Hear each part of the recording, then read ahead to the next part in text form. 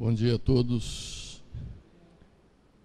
que a paz de Jesus nos envolva e os trabalhadores espirituais desta casa, em nome de Jesus, possam também nos envolver, e a mim particularmente, para que eu possa vos falar do Evangelho de Jesus, porque não poderia ser diferente neste dia falarmos de outra coisa que não fosse Jesus e o seu Evangelho. Este é um período profundamente interessante para todos os cristãos. É um mês em que as pessoas tocadas pelo espírito natalino parece que se sensibilizam mais do que habitualmente e se desdobram em buscar dentro de si aquele amor que existe em todos nós, mas que muitas vezes depende dessa nossa boa vontade, dessa nossa determinação, dessa nossa atenção para que ele possa estar manifestado em nossas atitudes, em nossos pensamentos e em nossas palavras. Existe um personagem que neste mês atua fortemente, como se fora um deus pagão, o Papai Noel, né? E o Papai Noel é um personagem que interfere, de certa forma, nessa comemoração, marcado pelo aspecto mercantilista que ainda toma conta do nosso Natal, e toma não só conta do nosso Natal, nosso que eu digo não é o nosso aqui, de nós aqui presentes, nem daquelas pessoas que têm uma identificação religiosa mais acurada, mas eu digo nós de uma forma generalizada, né? A maioria das pessoas lembra-se muito mais do Papai Noel do que lembra-se do motivo de toda essa comemoração, que é Jesus. Agora, é necessário que nós tenhamos compreensão com essa figura, com esse personagem criado por, talvez não tanto por interesses comerciais, mas criado por alguém, porque ele ainda é necessário a nós outros. Ainda é necessário. Nós não podemos exigir que as organizações sociais da nossa época estejam manifestadas à perfeição do que seria ideal, porque a perfeição ainda não existe em nós. E o que está manifestado na exterioridade é certamente o reflexo do nosso íntimo coletivo. Então, se nós reclamamos das coisas que estão em torno de nós, é porque o nosso entorno é o reflexo do íntimo coletivo. O homem, quando idealiza as leis, ele as idealiza de uma forma relativamente perfeita, mas quando as executa, aplica sobre elas as suas imperfeições, marcadas pelos seus interesses mais imediatos. Portanto, nós ainda temos muito que melhorar por conta desta organização humana. Mas se nós olharmos a história, e até a história relativamente recente, o que nós vamos ver? Nós vamos ver que a partir da segunda metade do século XVIII, por volta de 1760, quando ocorre a Revolução Industrial Inglesa, o iluminismo francês, o homem começa a desenvolver-se no sentido de aprimorar as suas relações uns com os outros e estar atento às necessidades do próximo, como recomendou Jesus. Vemos hoje na sociedade odierna que organizações importantes atuam em benefício dos menos favorecidos.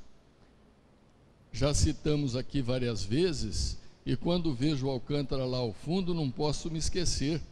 Temos aí o Estatuto de Proteção aos Animais, que há mais de 20 anos está vigente e cada vez mais abrangente e atuante em defesa dos nossos irmãos menores.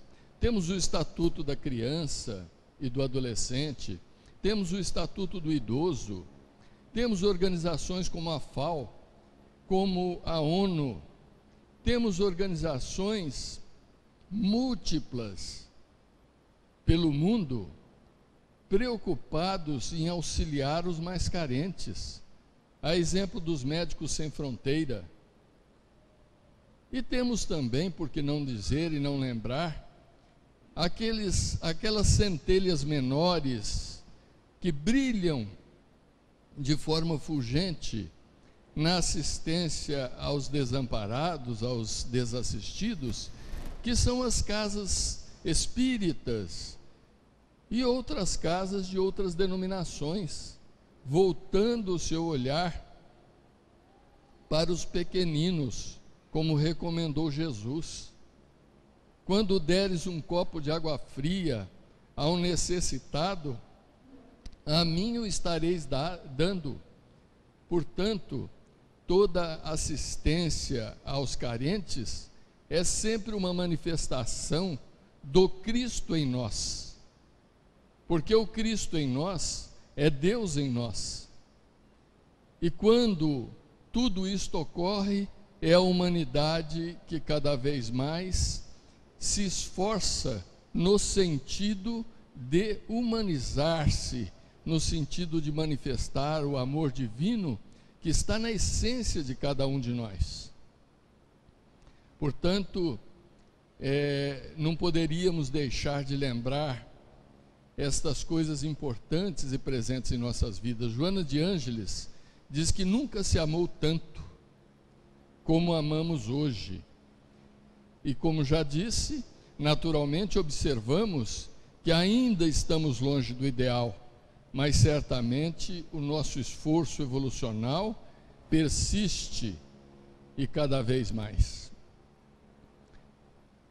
Estamos aqui hoje para falar de Jesus.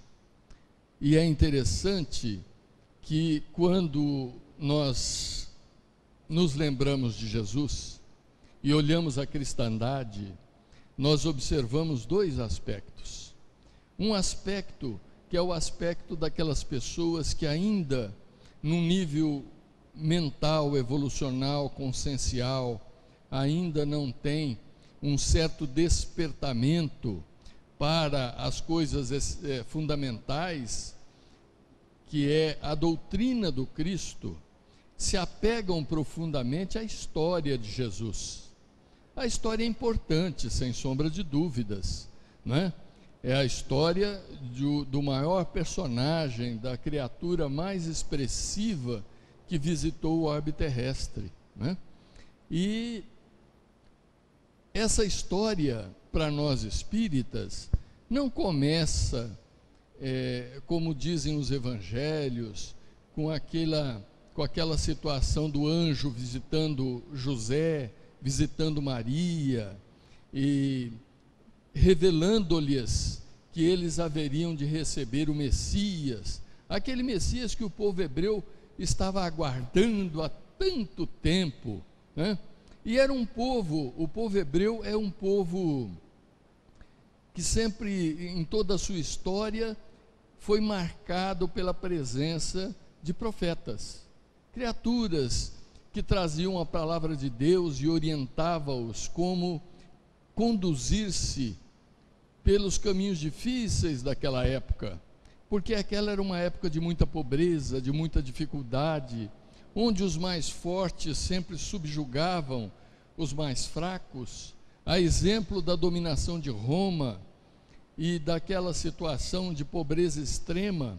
Ontem eu vi um programa na televisão, um programa científico na Discovery, que dizia da pobreza daqueles tempos. Muitas foram as crianças que não chegavam aos 10 anos, morriam antes de inanição, de fome, eram tempos difíceis.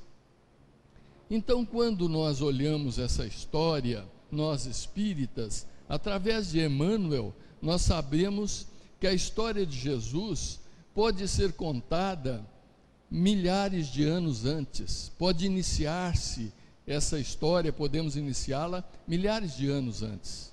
No livro A Caminho da Luz, Emmanuel nos fala que há 4 bilhões de anos aproximadamente, segundo a ciência, iniciou-se a criação do orbe terrestre. E Emmanuel nos fala que a divindade destacara Jesus para ser, digamos assim, o gerente, né? Por falta de um termo mais adequado, né? Vamos dizer, ele foi determinado para ser o gerente da construção do orbe terrestre. Juntou-se a uma pleiade imensa de espíritos altamente capacitados, seres angélicos, e quando a nebulosa desprende-se do Sol, massa energética esta que vai dar origem à Terra, Jesus, com os seus prepostos angélicos, inicia as manipulações necessárias para que o mundo pudesse ser o berço do nosso desenvolvimento evolucional. Há 4 bilhões de anos. Quem lê A Caminho da Luz vê isto de uma forma muito significativa. Outro detalhe importante que encontra-se no livro A Caminho da Luz é que, em determinado período da evolução humana, quando o homem ainda não tinha o seu biótipo, o seu arcabouço físico definido totalmente, ainda faltavam alguns detalhes para que ele pudesse ter a forma física definida, numa constelação próxima da nossa Terra, a constelação de Cabra ou Capela, num orbe de grandes semelhanças com a Terra, eis que encerra-se um ciclo evolucional, como nós estamos encerrando agora um ciclo evolucional de provas e expiações para iniciarmos um novo ciclo de regeneração. Naquele planeta também encerrava-se um ciclo evolucional. E a espiritualidade, que cuida do desenvolvimento evolucional de todo o universo, observa que milhões de criaturas viventes naquele orbe estava atrapalhando o desenvolvimento dos demais, porque ainda vinculavam-se ao mal e às atitudes contrárias à harmonia e ao amor ao próximo. Estas criaturas, então, são retiradas deste orbe para reencarnarem na Terra. São milhões de criaturas, não são uma dezena, nem alguns milhares, não, são milhões. E como disse, a Terra ainda estava por definir o tipo físico. Imaginem os homens pré-históricos, lembram-se dos homens pré-históricos? É algo assemelhado que existia, talvez não tão bem definido. E Jesus, no livro A Caminho da Luz, conta Emmanuel, reúne-se com estes milhões de espíritos no espaço para falar a eles da tarefa que lhes aguardava no orbe terrestre. E eles então têm esse discurso de incentivo de Jesus, o Cristo do nosso orbe, do nosso mundo. E ao final das suas palavras amorosas e incentivadoras, Jesus afirma a eles que estaria com eles em tempo adequado, para frente naturalmente. E inicia-se então, na meseta do Pamir, na Ásia Central, a migração destas almas, que vieram caracterizar um novo tipo físico que até então não existia na Terra. Na Terra, nós tivemos, segundo Emmanuel, duas raças nativas, a raça negra e a raça amarela. A raça branca foi advento da presença dos capelinos. Então, os capelinos iniciam a partir da meseta do Pamir, na Ásia Central, mais precisamente na Mongólia, estas ondas migratórias. Passados então milhares de anos, quando o biótipo humano já estava definido e a evolução já tinha marcado a sua presença junto aos povos existentes, eis o advento de Jesus. Aí então nós chegamos naquele ponto que já comentamos. Os anjos visitam José, visitam Maria. José era um viúvo, pai de 5 filhos, cuja esposa chamava-se Débora. E ao ver-se diante da necessidade da presença feminina para a continuidade e organização do lar, José dirige-se a uma organização vinculada ao Templo de Jerusalém, chamado de As Filhas do Sião, aonde, por costumes da época, ele procura uma esposa. E por costume da época também, existe ali um sorteio, para ver que dentre aquelas que ali encontravam-se, qual seria a escolhida para sua esposa. E naturalmente a escolhida pelo sorteio foi Maria. Maria fora para aquela casa na sua adolescência e contava na época em que fora sorteada para ser esposa de Jesus com 17 anos. E Maria fora para ali porque os seus pais, quando a conceberam, já tinham um pouco de idade e deixaram-na órfã. Há exemplo do que acontece também com João o Batista, porque Isabel e Zacarias, pais de João o Batista, também eram pessoas de certa idade e surpreendem-se quando têm a notícia de que Isabel ficaria grávida. Zacarias duvidou, porque com a idade que estavam, como poderia Isabel conceber? Mesmo assim, a vontade de Deus se faz e João nasce. Isabel era prima de Maria e João, por conseguinte, primo de Jesus. A diferença entre um e outro era de 6 meses. E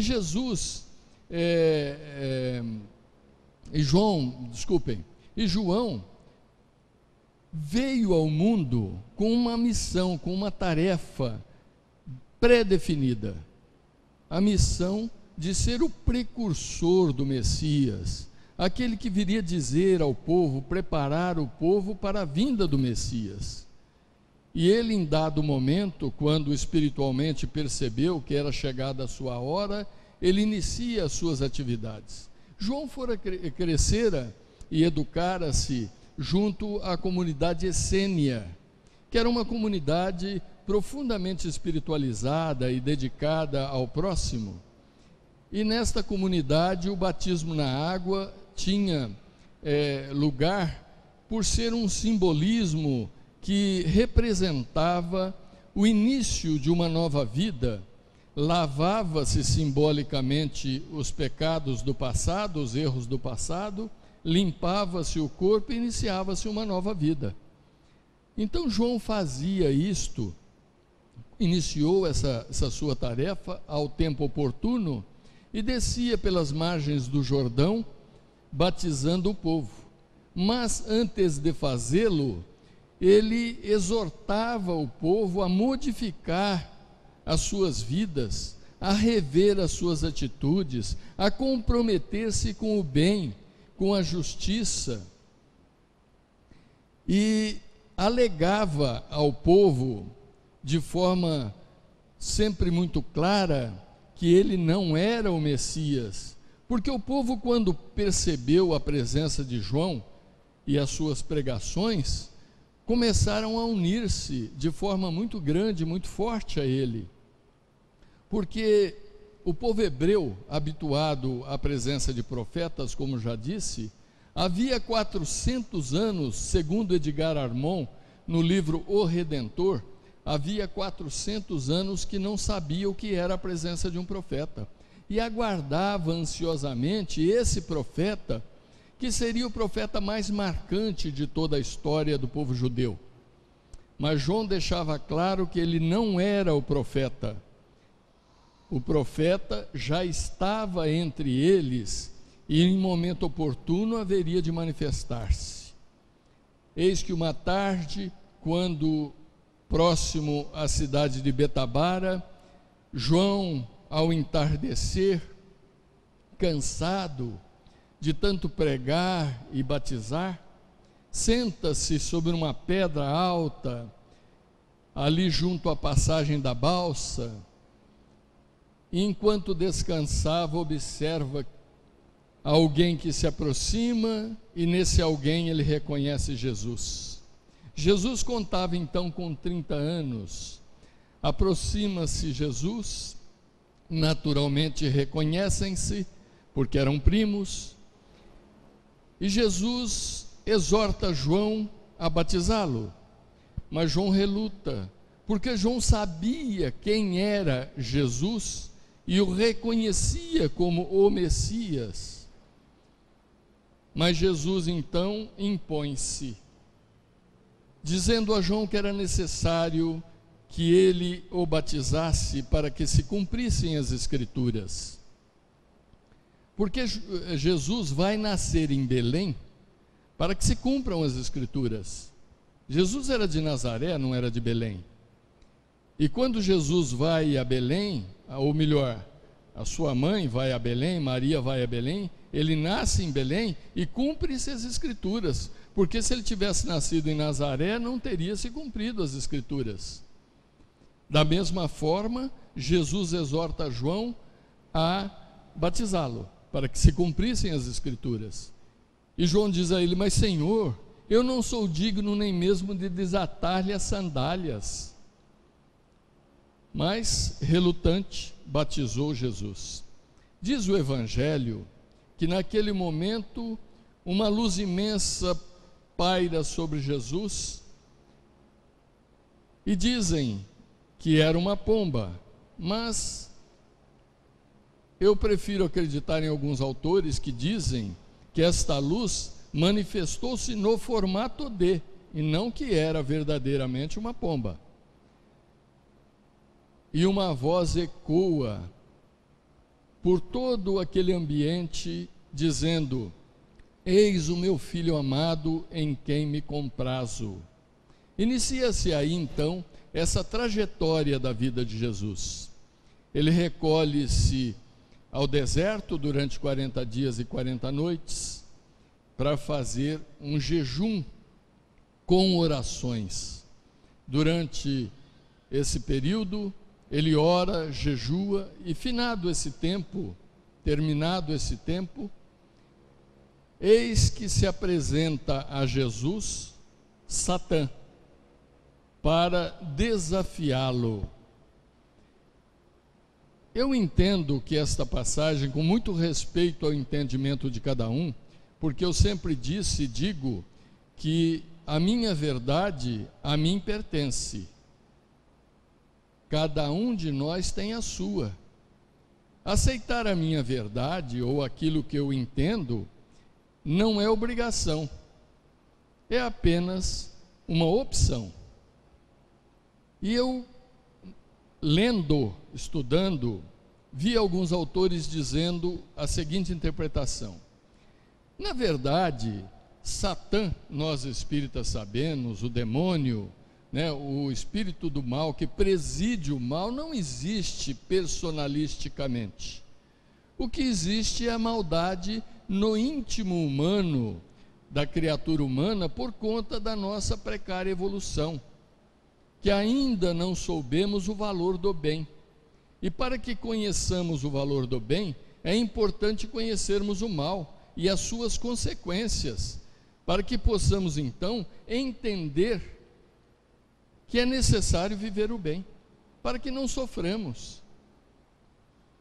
Então, quando Jesus se defronta com Satã e diz, Carlos Torres Pastorino e outros autores também, a exemplo, Huberto Roden também diz, que na interpretação da palavra hebraica, Satã quer dizer adversário, né? Como naquela passagem do Evangelho, quando Judas fala a Jesus, a exemplo da possibilidade dele furtar-se à cruz, e ele diz a Judas, vá de retro, demônio. E as pessoas entendem que ele chamou o Judas de demônio. Não, ele disse o que equivale a dizer, vá de retro, adversário, porque a palavra Satã quer dizer adversário. Então Jesus defronta-se com o adversário, e este é o momento do grande drama da humanidade, o drama de todos nós, o drama que se manifesta a cada uma das nossas encarnações, e que nós naturalmente ainda, por não termos conhecimento de determinados aspectos que envolvem esta questão evolucional, nós deixamos passar despercebido. Mas quando ocorre isto, que Satã oferece a Jesus todos os reinos do mundo, toda a riqueza, todo o poder, se ele se prostrasse aos seus pés, Jesus naturalmente recusa, porque sabia, tinha plena consciência da sua missão messiânica. Este é o nosso drama. Quando iniciamos a encarnação, temos o convite da materialidade. Vamos cultivar as coisas espirituais que são necessárias em nossas vidas? Ou vamos dobrar os nossos joelhos diante da materialidade que nos convida a ter muito mais do que ser? Geralmente nós dobramos os joelhos e adoramos a materialidade. Isto é o que geralmente ocorre. Mas não nos sintamos por isso criaturas que merecem um menosprezo, não. Faz parte da nossa evolução. Viver a materialidade, como já disse, é o mal em nós, é um mal necessário, para que nós saibamos que o dia chegará em que deixaremos de ser escravos da materialidade para sermos senhores dela. E o senhor da materialidade é aquele que, usando da riqueza que possa conquistar, beneficia os seus irmãos, é justo e verdadeiro para com eles, e cumpre em si todos os preceitos do Evangelho. Agora, aquele que ainda permanece ajoelhado diante de Satã, ou do mal em nós, este é aquele sujeito que faz prevalecer em si o egoísmo, e sendo egoísta, não tem a generosidade de doar, entende que precisa amealhar cada vez mais, egoisticamente e naturalmente, pelas leis de Deus, de ação e reação, viverá a contraparte necessária para que ele compreenda a importância relativa das coisas. Eis o momento então que Jesus inicia a sua missão.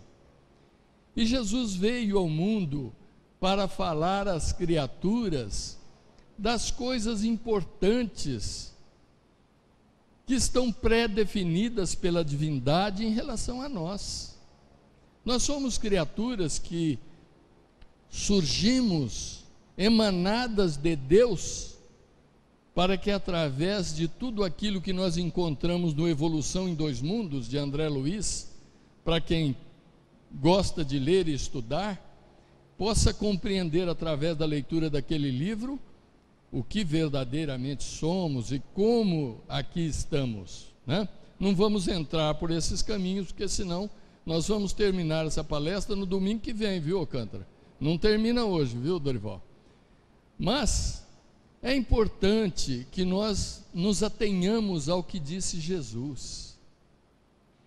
Nos atenhamos. né?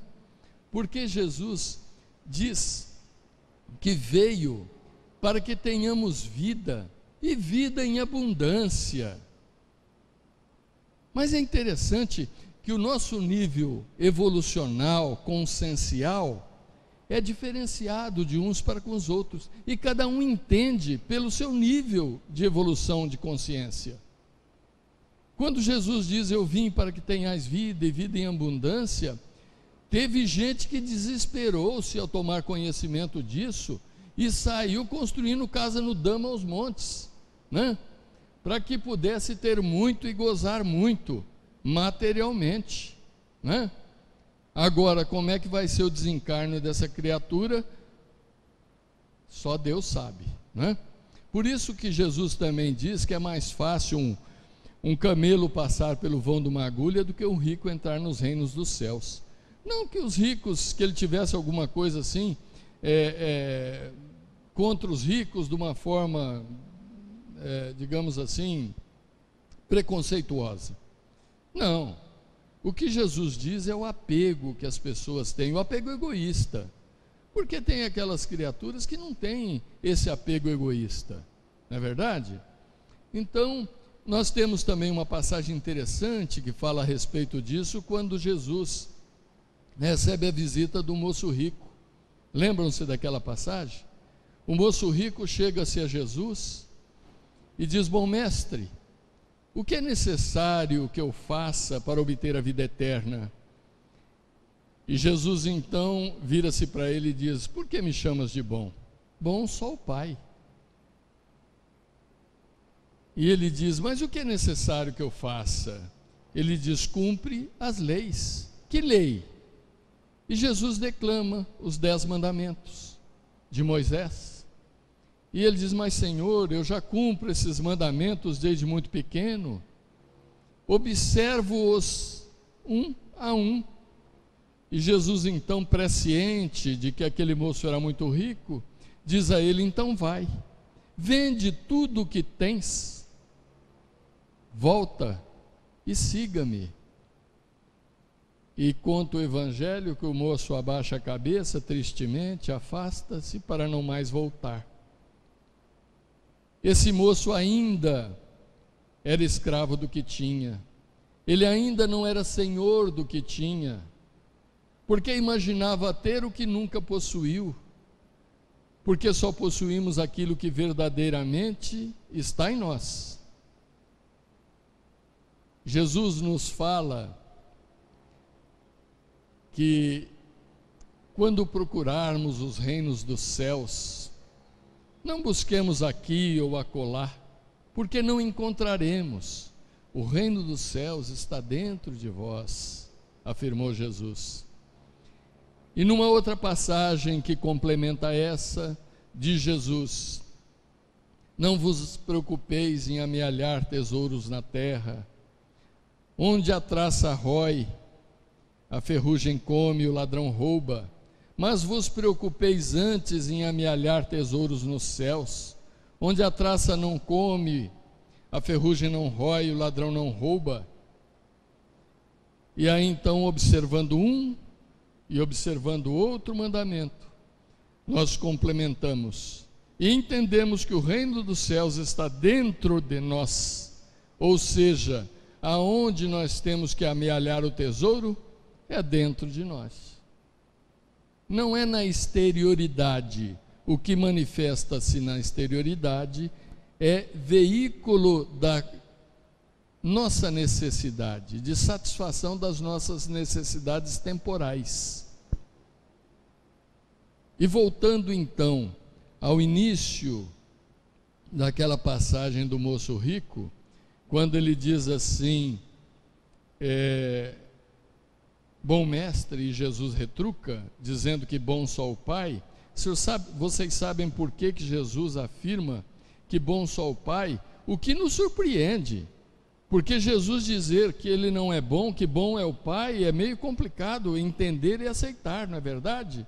Porque nós sabemos que Jesus é a expressão do amor, da bondade, da justiça, vinculado a nós. Mas quando Jesus afirma isso, ele está dando uma lição importante, não só para o moço rico, mas também para a posteridade. Porque quando ele diz bom só o Pai, ele está dizendo, numa outra passagem, ele diz assim: eu estou no Pai, o Pai está em mim, eu estou em vós e vós estáis em mim. Ele refere-se naturalmente à centelha divina em manifestação em todos nós, a essência da vida. E o Pai nele era tão pleno, era tão profundamente pleno, que ele anulava a sua personalidade como Jesus para reconhecer a sua grandeza como Espírito pleno, o Pai em plenitude nele. Eu e o Pai somos um só, afirmou Jesus. Eu e o Pai somos um só. Ele é um só com Deus em plenitude, porque naturalmente ele não é a divindade, e nós sabemos disso. Tudo o que eu faço, vós o podeis fazer e muito mais. E seria um absurdo acreditarmos que Jesus estaria mentindo, como nos parece um absurdo, sendo seres tão imperfeitos como somos, podermos chegar às proximidades angélicas de Jesus. Jesus falou muita coisa aos homens, coisas maravilhosas. E no dia 17, próximo passado, o Haroldo, ocupando essa tribuna, disse uma coisa que eu aceito plenamente e não discordo jamais. O Evangelho de Jesus daqui a 1000 anos ainda será motivo de compreensão cada vez mais aprofundada, cada vez mais abrangente, porque o nível de consciência da humanidade cresce e com ele crescem as possibilidades de penetrar os ensinos de Jesus. Perguntaram os apóstolos a Jesus: Senhor, por que falais ao povo por parábolas? E ele disse: porque a vós vos falo a verdade sobre o reino de Deus, mas a eles só posso falar por parábolas, porque se não o fosse, o povo não o entenderia, e naturalmente aquele povo de precariedade evolucional compreendia as parábolas nos limites dessas possibilidades, absorvia alguma coisa. E dizendo das parábolas de Jesus, trouxemos hoje aqui uma parábola interessante, a dracma perdida. A dracma perdida foi observada no Evangelho de Lucas, capítulo 15, versículos 8, 9 e 10. No primeiro versículo, diz assim: qual é a mulher que, tendo 10 dracmas, se perder uma dracma, não acende o candeeiro, varre a casa e a procura diligentemente até achá-la? Versículo 9: e achando-a, convoca as amigas e vizinhas, dizendo: alegrai-vos comigo, porque achei a dracma que perdera. Versículo 10: assim digo-vos, a alegria na presença dos mensageiros de Deus por um errado que muda a sua mente. É uma parábola de Jesus, interessante. O Haroldo deu uma interpretação aqui no dia 17, mas eu vou me permitir dar uma outra, assemelhada, mas não igual. Lembrando aquilo que Jesus fala, quando ele diz: não vos preocupeis em amealhar tesouros na terra, né? 10 dracmas. Diz Carlos Torres Pastorino, na obra Sabedoria do Evangelho, que dracma era uma moeda que seria como o dólar hoje. Era uma moeda que tinha validade em várias regiões da antiguidade, da época de Jesus, em vários países, e tinha um valor significativo, não me lembro agora exatamente qual, mas tinha um valor significativo. Então, quando ele diz que a mulher tinha 10 dracmas, ele está falando da fortuna espiritual. A fortuna que aquela mulher, através de muitas encarnações, conseguira amealhar no seu coração, no seu íntimo.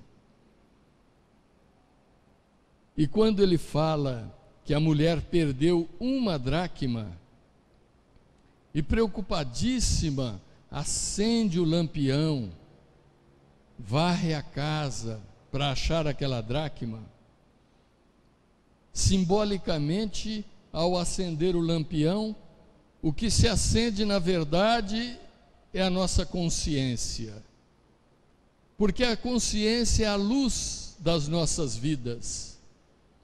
Afirma Kardec, ou melhor dizendo, o Espírito de Verdade, por uma pergunta de Kardec, quando Kardec pergunta a ele: onde está escrito a lei de Deus? O Espírito de Verdade responde: na consciência. Então, a mulher acende a luz da consciência, simbolicamente acendeu o lampião, para que pudesse dessa forma varrer as trevas que nos envolve sempre pela nossa ignorância, pela nossa incapacidade de visualizar com clareza. Toma da vassoura e varre o ambiente, porque o ambiente estava tomado pela sujidade do nosso dia a dia, porque o nosso dia a dia é um dia a dia marcado pelas sujidades das coisas materiais, das coisas mais insignificantes, das coisas mais desprezíveis muitas vezes, mas que nós deixamos a nossa mente contaminar-se por elas. Vocês já pararam para observar aquilo que Jesus recomenda? Vigiai e orai. Vigiai no sentido de observar os nossos pensamentos. Quantas vezes nos detemos pensando besteira? Estamos assistindo televisão, aparece lá que assassinaram o taxista em Mirassol. O que nos vem à cabeça? Senão o pensamento da justiça imperfeita que reside em nós. Vamos encontrar esse infeliz, vamos puni-lo severamente, e por aí afora. E isto é sujidade. O amor ainda não prevalece em nós, porque o ideal seria imaginarmos com tristeza: puxa vida, que atitude infeliz desse casal que cometeu esse assassinato. Quanto tempo perderão por conta das punições decorrentes? Quantos sofrimentos viverão? Quanta infelicidade causaram à família daquele que foi-se, pelo gesto impensado, pela atitude desumana e por aí afora. Então são as sujidades que estão presentes na nossa mente. Toma da vassoura, varre as sujidades e encontra a dracma perdida. Fica feliz, e isso está no 2º versículo, e corre para dizer às amigas que encontrou aquele valor significativo que havia perdido, que achava estar perdido. E esses valores da alma, eles têm um período de maturação na nossa alma, no nosso espírito.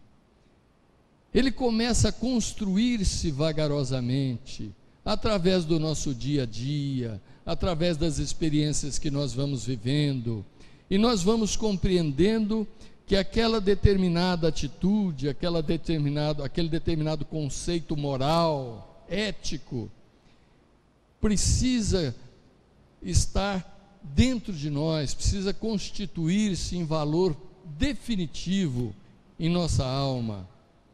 Mas enquanto ele não está amalgamado à nossa alma de forma firme e definitiva, ele está passivo de ser temporariamente perdido. E é o que ocorre com a mulher. Ela o perde temporariamente, mas através da limpeza do seu consciente recupera certamente para não mais perdê-lo. E corre para contar às amigas. Isso ocorre conosco até hoje, né? Quantas vezes nos deixamos decair pelas nossas viciosidades, né? Quando eu larguei de fumar, há 20 anos atrás, eu tinha 40 anos, eu fiquei feliz e eu contava para as pessoas: olha, eu consegui largar de fumar, eu não fumo mais, a minha vida mudou, estou me sentindo bem, minha mulher não reclama mais daquela catinga do cigarro, né? E por aí afora. O que foi que aconteceu comigo? Eu conquistei a consciência, a compreensão de que eu não podia continuar debruçado àquele vício nocivo a mim e nocivo aos outros, porque também é nocivo pelo exemplo negativo que nós damos àqueles que nos observam. Então, meus irmãos, a mulher exulta e comenta com as amigas, e é um momento de muita satisfação. Mas, no terceiro versículo, Jesus faz a última observação, profundamente interessante também, e particularmente possível de entendimento para nós espíritas. Assim digo-vos, a alegria na presença dos mensageiros de Deus, por um errado que muda a sua mente, faz a sua transmentalização. O que Jesus está dizendo aqui? Nós espíritas compreendemos que a presença da sua misericórdia, que também é a misericórdia de Deus, está permanentemente junto a nós, manifestada pela presença da espiritualidade, comprometida com o amor e com a evolução, buscando nos inspirar as boas obras, as boas atitudes, buscar a fixação dos verdadeiros valores em nossas almas. E a alegria entre eles, por ver que aquela criatura que havia perdido aquele valor moral, recupera-o e reconstitui o seu tesouro íntimo. E este é um olhar, é uma interpretação que nem sempre as pessoas conseguem ter. A maioria lê isso aqui e vê apenas o valor material. Perdi um dinheiro na rua, está que nem aquela situação do dracma lá, perdi um dinheiro, e não é por aí. Jesus deixou bem claro a todos nós: o meu reino não é deste mundo, vós sois daqui de baixo, mas eu sou lá de cima. Mas nós também sabemos, nós espíritas, que nós somos daqui de baixo transitoriamente. Nós não somos definitivamente daqui de baixo, nós somos transitoriamente. E pelo esforço que vamos empreendendo, e que deve existir em nossa alma permanentemente, nós vamos alongar ou encurtar a nossa permanência no orbe terrestre. Estamos fechando um ciclo evolucional de provas e expiações, volto a dizer. Iniciaremos um outro. Certamente que uma boa parte, ou uma parte, não sei dizer quanto, porque não me é dado saber, haverá de deslocar-se do orbe terrestre para outros orbes compatíveis com as suas necessidades. Porque a atitude de Deus junto às suas criaturas não é de punir, é de educar. Jesus nos educa sempre. Deus, nosso Pai, nos educa sempre. E tem por nós misericórdia permanente. Misericórdia quer dizer amor pelo outro, sentimento pelo outro, estar tocado pela dor do outro. E isto existe permanentemente. Portanto, meus irmãos, nesta data em que comemoramos o nascimento de Jesus, a maior expressão espiritual que já visitou o orbe terrestre, que nasce na humildade de uma manjedoura, que possamos nós permitir que Ele nasça em nós, na humildade da manjedoura dos nossos corações, e que Ele possa crescer em nós, e que Ele possa manifestar-se cada vez mais, no nosso esforço cotidiano de viver os seus preceitos, e em vivendo-os, possamos conhecer a paz de que Ele nos fala nos últimos dias da sua vida, quando Ele diz: a minha paz vos deixo, a minha paz vos dou, não a dou como o mundo a dá, mas vou-la dou, para que fique convosco e permaneça em vós, e seja grande a vossa alegria. A paz que Jesus nos doa é a paz da sua manifestação em nós, ou seja, do Cristo divino em cada um de nós. Muita paz a todos nós. Feliz Natal. Muito obrigado.